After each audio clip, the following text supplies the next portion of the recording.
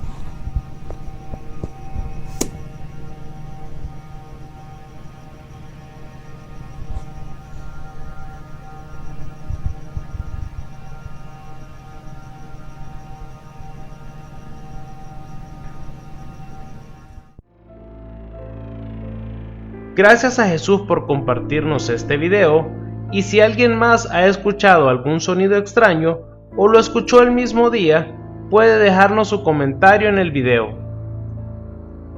Cabe mencionar que estos sonidos son comúnmente confundidos con turbinas de aviones, motores de autos y transformadores eléctricos, por lo que es difícil determinar si se trata o no de un sonido hum si no se analiza todo el entorno donde se grabó el sonido.